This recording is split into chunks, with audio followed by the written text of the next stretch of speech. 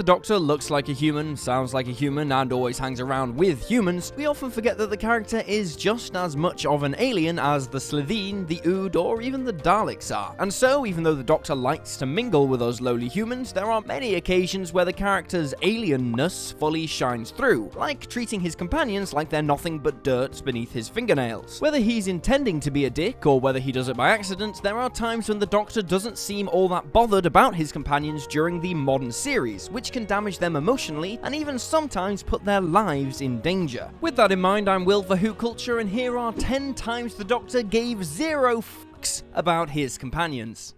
10. Making Mickey feel completely useless. The Doctor often treats his secondary companions a bit poorly, and Mickey was no exception. Because the Doctor blatantly favoured Rose, Mickey was left feeling a bit useless and a bit of an afterthought on more than one occasion. This all began way back in their first episode together, in which the Doctor pulls off plastic Mickey's head, completely ignoring the fact that the real Mickey might be dead. Then, at the end of the same episode, he bluntly states that Mickey is not invited for a trip in the Tardis. The Ninth Doctor even started calling Mickey the Idiot on a regular basis, and their relationship hardly improved when Eccleston regenerated into Tennant. The Doctor eventually grew to respect Mickey, but without question, he simply wasn't bothered about him in those early days.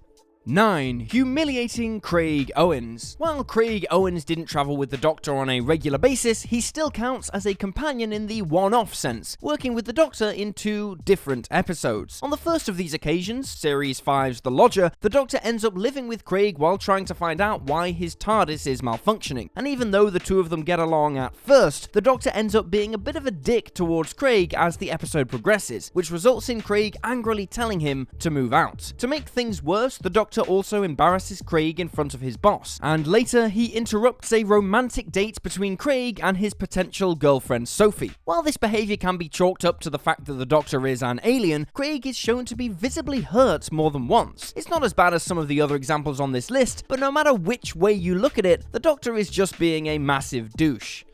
8. Refusing to help Clara save the Earth. In Kill the Moon, it's revealed that the moon is an egg, and this gives Clara, along with a schoolgirl called Courtney and an astronaut called Lundvig, a difficult choice to make. Do they let the egg hatch, which could have catastrophic ramifications for the Earth and its people, or do they blow up the creature inside the egg, removing this possible threat from the equation? Normally, the Doctor would be around to advise with a tough decision like this, but not in this case. In this case, he buggers off and leaves the 3 women to sort it out on their own. Cruelly telling Clara that it's time to take the stabilizers off your bike, the Doctor says that he isn't even sorry about abandoning her, leaving Clara shocked, stunned, and angry. Can't really blame her, to be honest.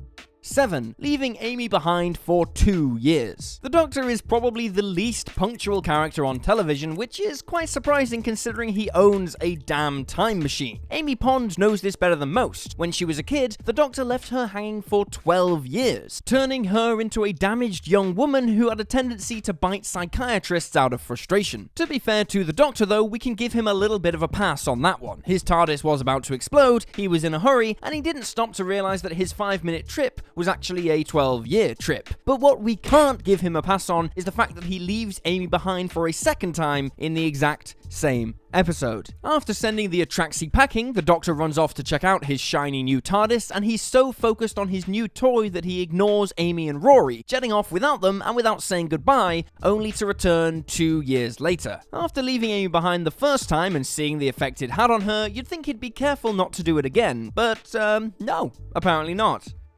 Oops.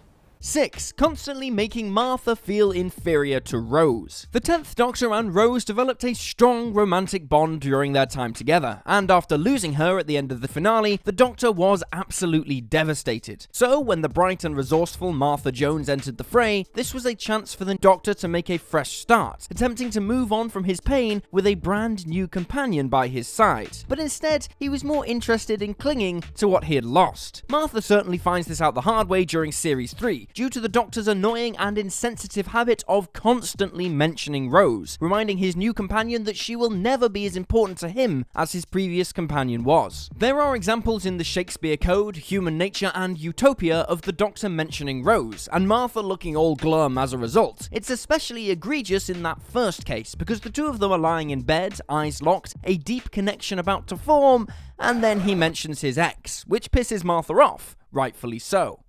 5. Getting Amy and Rory trapped inside a possessed TARDIS. The fact that the Doctor murdered his own people during the Time War is obviously something that haunts him. This is evident on multiple occasions, and in the Season 6 episode The Doctor's Wife, the Doctor openly states that he hopes the Time Lords would forgive him, if he ever discovers that some of them survived, that is. Sounds all nice and sweet, but unfortunately for Amy and Rory, the Doctor's desire for forgiveness almost gets them killed when he lies to them and sends them away, causing them to become trapped inside a possessed TARDIS that soon tries to murder them. So why did this happen? Well, in The Doctor's Wife, the Doctor hears a series of distressed voices on an Ood translator, leading him to believe that there are Time Lords nearby. Naturally, he sets off to find them, but along the way, he decides that he doesn't really want Amy and Rory with him anymore. So he sends them back to the TARDIS like they're little kids, locking the door once they're inside. I think you lied to us. Time Lord stuff needed you out of the way. Dick move, bro.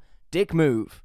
4. Dropping Adam back on Earth. Adam Mitchell is probably one of the most hated companions in the entirety of modern Who, which is quite deserved considering that he acts like a complete tool. Adam first encounters the 9th Doctor in Dalek, where he expresses a desire to explore the universe, a wish that the Doctor is able to grant. From here, they journey to the year 200,000, where Adam's thirst for knowledge prompts him to have an info spike installed in his head, which will allow him to soak up and transmit the complete history of the human race. To cut a weird story short, Adam's meddling straight up pisses the Doctor off. So what does the Doctor do? With an ice-cold look on his face, he shoves Adam inside the TARDIS and dumps him on 21st century Earth. To be fair, it was probably a little cruel of the Doctor to leave Adam at home with a gruesome-looking hole in his forehead. The kid is going to end up being a social outcast at best, and experimented on at worst.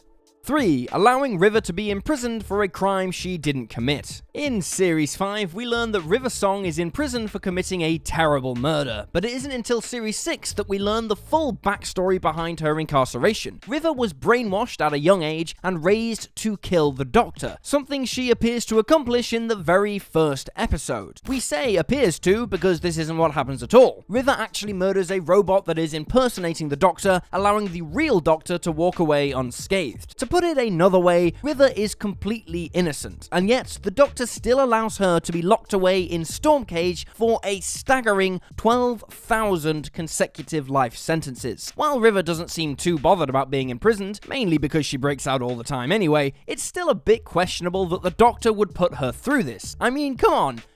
2. Forcing Bill to play nice with Missy. The Doctor has made many mistakes throughout New Who, but trusting Missy to keep his companion safe was one of the biggest errors he's ever made. Desperate for his fellow Time Lord to show her good side, the Doctor sets Missy up with a test. He will choose a distress signal at random and send Missy, Bill, and Nardole out to assess and hopefully improve whatever situation they find. Well, it sounds like a decent idea on paper, but not everyone is on board. Specifically, Bill strongly protests. She tells the Doctor that Missy scares her, that she's a murderer, and that this whole thing is a bad idea, and in the end, she's bang on the money. While out on a mission, Missy fails to calm down an angry and agitated member of a colony ship, which results in him blasting a massive hole right through Bill's chest. The Doctor ignored Bill's protests and used her as part of his scheme, prioritizing Missy's heroic turn over the safety of his companions. And where did this lead? It led to Bill getting horribly murdered, and later, grotesquely transformed into a Cyberman.